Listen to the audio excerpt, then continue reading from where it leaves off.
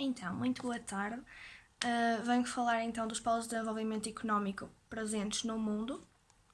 Temos no século XX, no final do século XX, podemos observar que a riqueza e capacidade tecnológica mundial se concentra em três polos de incentivo de intenso desenvolvimento.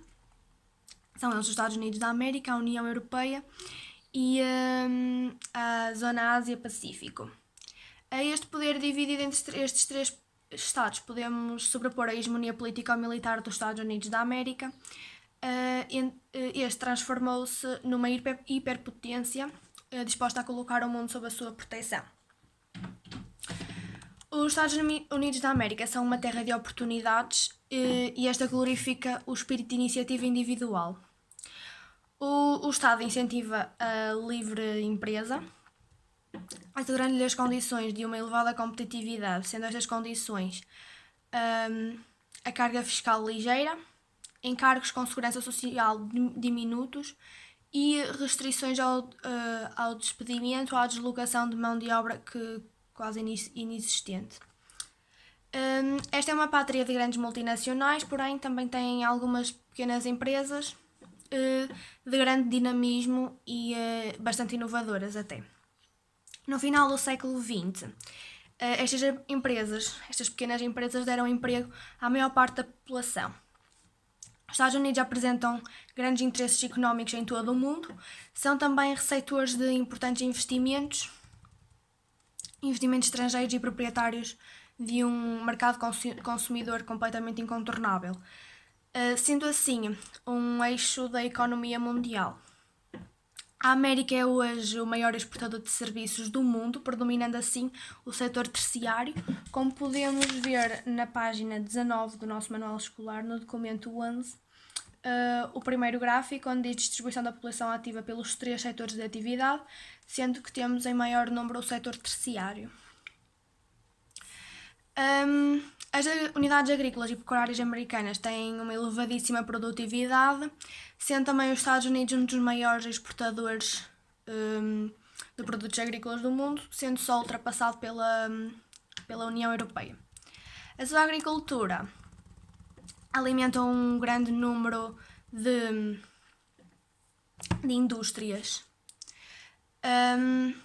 Este complexo agroindustrial tornou-se centro de grandes multinacionais, como podemos ver no mapa do documento 12, na página 20 do nosso manual escolar, onde nos diz percentagem de vendas e número de empregados da Cargill em 2011. Como podemos ver, temos bastantes. No século XX, a indústria americana sofreu uma reconversão profunda, entrando os setores tradicionais em declínio. Com eles decaiu também a importância económica da zona Nordeste, Manufacturing Belt, que era até aí o coração de uma indústria americana. Esta zona alberga ainda as sedes sociais das grandes empresas, de algumas das mais prestigiadas universidades americanas. Porém, o declínio da velha indústria e a deslocalização de alguns ramos para a região sul, passou esta para o segundo lugar da hierarquia industrial, passando para primeiro a zona Sun Belt, como mostra o documento da página 14, o documento 14 da página 21 do nosso manual escolar, que nos mostra então esta mudança de centros industriais, se é que se pode dizer assim. Na tentativa de travar o domínio comercial da União Europeia, Clinton estimula as relações económicas com o Sudeste Asiático, revitalizando a APEC, Cooperação Económica Ásia-Pacífico, criada em 1989. Esta impulsou a criação da NAFTA, que é o Acordo de Comércio Livre da América do Norte, estipulando a livre circulação de capitais e mercadorias entre os Estados Unidos, o Canadá e o México. Como consequência, o Canadá e o México beneficiariam de ajuda económica vinda dos Estados Unidos, tendo assim a aumentar a independência face aos Estados Unidos. Nesta época, as grandes indústrias de base recuam perante as novas tecnologias, sendo a capacidade de inovar determinante para o desenvolvimento e prestígio do país. Os Estados Unidos lideram a corrida tecnológica, assegurando a superioridade económica e militar, sendo a nação que mais gasta em investigações científicas. Este também tem um papel decisivo no fomento da pesquisa privada, quer através do financiamento, quer nas enormes encomendas de sofisticado material militar.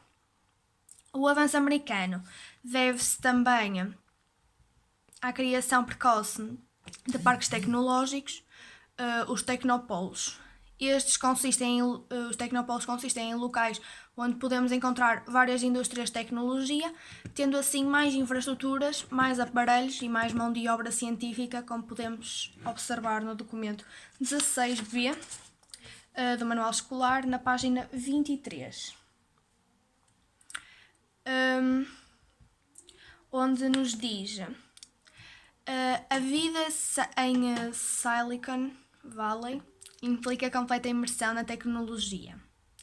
Pronto, como podemos ver, tecnopolos são a imersão das pessoas na tecnologia. Estes tecnopolos são fornecidos por universidades, centros de pesquisa e até mesmo empresas. A liderança americana atrai às universidades alguns investigadores de todo o mundo e espalha-se no elevado número de prémios Nobel que o país já representou, que estão representados na tabela do documento 16D, da página 23 também, que nos mostra que os Estados Unidos têm 270 prémios Nobel, enquanto que, por exemplo, a Alemanha tem 68, o Reino Unido tem 64, a França 28 e por aí fora. Também podemos encontrar aqui a prova de que da atração dos